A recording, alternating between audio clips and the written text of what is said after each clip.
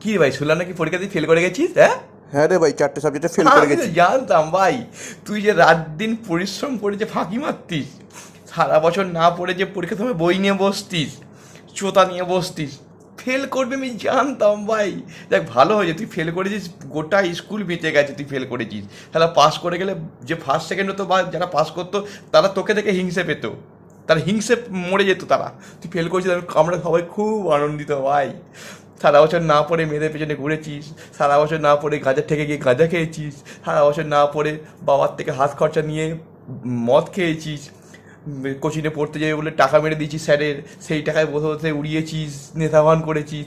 এটা দেখে যে আমার কি খারাপ লাগতো যে তোকে বলতে পারবো না। এই যে তুই পরীক্ষা পাস করেছিস, সরি ফেল করেছিস, এটা দেখে আমরা খুব আনন্দিত সবাই। ও পরীক্ষার সময় বই নিয়ে বসে পড়ছিস, হ্যাঁ স্যারকে ধমকাচ্ছিলিস, চোতা নিয়ে বসে পড়ছিস, মাথা থেকে পা অবধি চোতা ভর্তি ছিল।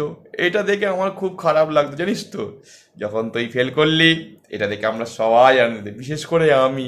ও কি আনন্দিত হয়েছিস ভাই তুই ফেল করেছিস।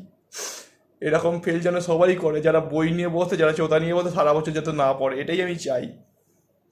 আর কষ্ট পেয়ে লাভ নেই ভাই, তুই একটা কাজ কর, আমার থেকে কিছু টাকা নিয়ে যা, তুই কি হারামি রে? বাংলা নিয়ে বস। যদি বাজেট কম থাকে, আমার চুল্লুর পয়সা দিচ্ছি, 20 টাকা চুল্লু নিয়ে রাস্তায় বসে পড়ো, ওটাই তোর জন্য খুব ভালো। এটা দেখে আমার খুব ভালো লাগবে। ঠিক আছে।